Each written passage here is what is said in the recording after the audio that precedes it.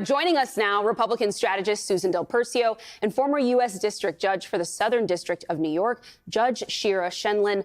Judge Shenlin, I will start with you. Thanks for joining us here tonight. So this $10 billion lawsuit, defamation suit filed in Florida. How serious is this? I mean, does the president have a case here, or is he really seeking something else? I doubt he has a real case that's going to be successful. It's hard to prove defamation in this country. You have to prove actual falsity. You have to prove actual malice.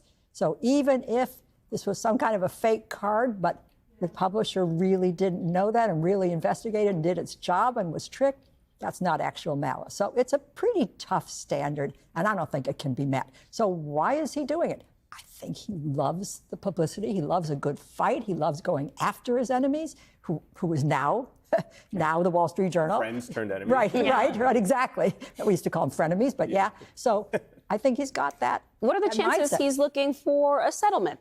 Something he's, looked for from other newsrooms in recent days. I don't see the Wall Street Journal the least bit interested in settling this one. Now, we haven't had discovery yet. We don't know what's going to come out. We don't know if they can prove that he really signed his name, although we all know his signature, and I'm sure a handwriting expert can tell us. And we can, the age of the paper can be tested. So there's a lot of evidence still to come on both sides. The other side can ask for his records and his deposition, and this could get... That's what I find so interesting, right? Yes. Like, why would he do this knowing that he's still in office for 3.5 years and may have to give a deposition? Oh, not just a deposition. First, they'll go after all his correspondence with Epstein, with others, any mention of the name Epstein in his diaries, in his travel records. Sounds like a dream for reporters. I know. This is what the MAGA base may finally get some answers because Donald Trump launched a lawsuit in which it's going to backfire, and everything he knows about Epstein may get dragged out into the public against his will. Oh, it will if this goes forward. They're entitled to that discovery, and they'll ask for it. Which has happened in other cases, right, where Trump has sued over defamation. Oh, yeah, he had to testify. He did a deposition in New York. Can I ask really quickly why Florida? Is there a different... I mean, News Corp, as I understand it, is registered here in New York, or is incorporated here in New York. Why do you think he did it in Florida? I think that's a court with only 2 judges. That's why he knows exactly where his case is. Eileen Cannon? Yes, exactly. The same Eileen Cannon who handled the Mar-a-Lago documents case and was very favorable to his position. And not just favorable, but she kind of invented new law that none of us had ever heard about.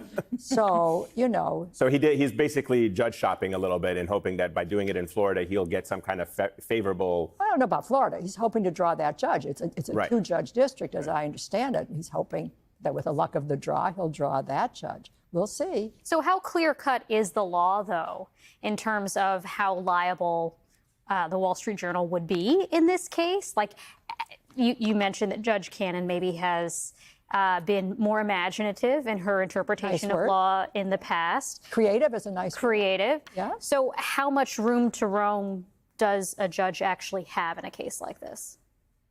If a judge wants to be creative and think of a new interpretation for an old principle, then the judge will do that. But I'm sure there's controlling law in the 11th Circuit where they sit, and the judge has to follow the law. And I do think Judge Cannon knows that. Her cases went up to the 11th Circuit. She was reversed several times in the Mar-a-Lago case.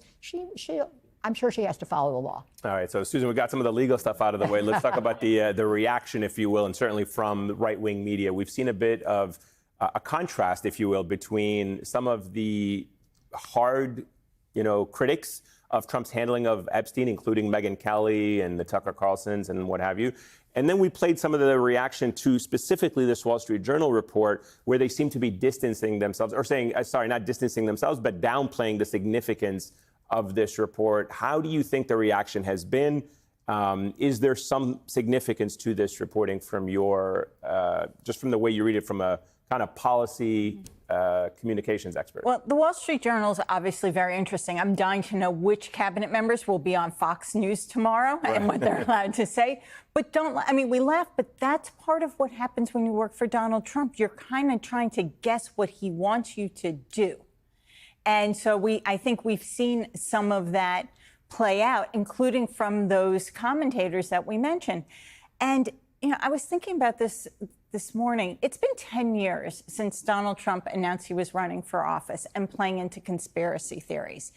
Part of the voter base, about 15 to 20% of that base, really voted because he did only operate in conspiracy theories. And they really did. And some more voted for him because they believe we have to knock down the institutions. Right? Like that's what he was going there. And he couldn't do it all his first term. And then the second term, we saw everyone come after him.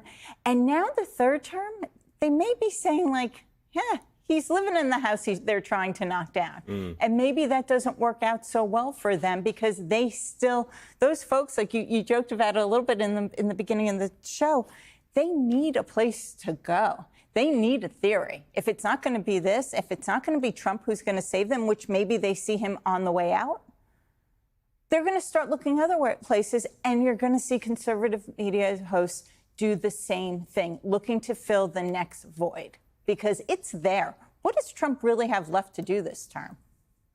Well, so what would that mean in terms of real world consequences? Does that mean during the midterms, Trump's endorsement may not mean as much? Does that mean other Republicans are vulnerable? It's a little bit hard for me to gauge the sort of broader quantitative implications of this besides a few podcasters or the fever swamps on the internet getting really frustrated by all of this. It's a great question because, after the president left office, there was a brief time where we saw like Newsmax do really well. For example, that's an ultra conservative, I don't even call it a news outlet, a commentary, perhaps. So you almost have to watch what Fox does because they still are a significant network, one of the largest cable networks there is. So will people start turning away from that? That's what we have to start watching because if they lose viewers, then the Trump followers and elected officials will start following other newscasts to keep their people because at the end of the day, and I know we'll get to this a little later, all they worry about is a primary. So where are their voters watching and what are they doing? So I think that's what as far as the midterm goes, I don't know. We don't know if we're going to see Trump campaigning or not. I think the other thing, too, here is he may well be able to kind of whip his base back, firmly kind of in his camp and end the primary fracturing they're seeing there. But if you lose some of those podcast bros that you mentioned, those are a lot of people who sent him over the edge in key states. A lot of young men who actually aren't necessarily engaging with Fox News, who aren't regularly reading the Wall Street Journal. They're kind of flirting with politics through sports and lifestyle content.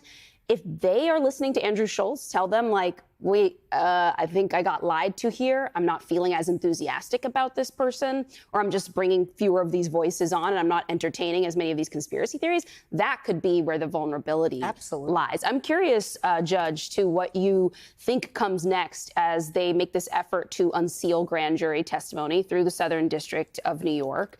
On the right, people seem to think there will be something revelatory there, but it's limited in scope. If a judge approves it, right? What we would see in that effort would be pretty limited. So what's important to understand is that the grand jury records are a very small part of the records out there in the Epstein case, meaning that the records from the FBI and the DOJ is where that's where the lodestar is. There are 100,000 documents that are busily being reviewed as we speak, supposedly around the clock, looking for the name Donald J. Trump flagged. But the grand jury material is a very small part of it, and it's very narrow. It's what they needed to get an indictment. And none of us know at this point what's in there. Who testified? Was it just the agents? Because agents come into the grand jury, which allows hearsay. So you have agents come in summarizing what they know from witnesses. You don't always have the witnesses, but you may have had a victim or two. We don't know. So until it's reviewed by the judge carefully, who's going to open it and see it, and the judge decides under a bunch of factors whether to release this stuff, we're in the dark. Can I just ask one real question about this?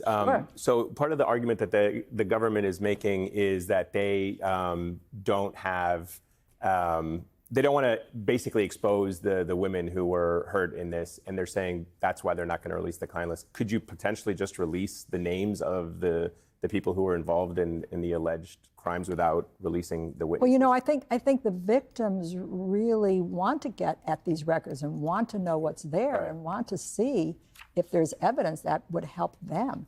But you do have to respect privacy, and so I guess before records are released, they may have a chance to object. But I don't know if they're in the grand jury minutes or if they're in the many, many records of the FBI interviews and the DOJ investigation and the prosecutors. It does seem informative that they are volunteering the grand jury materials and not anything else.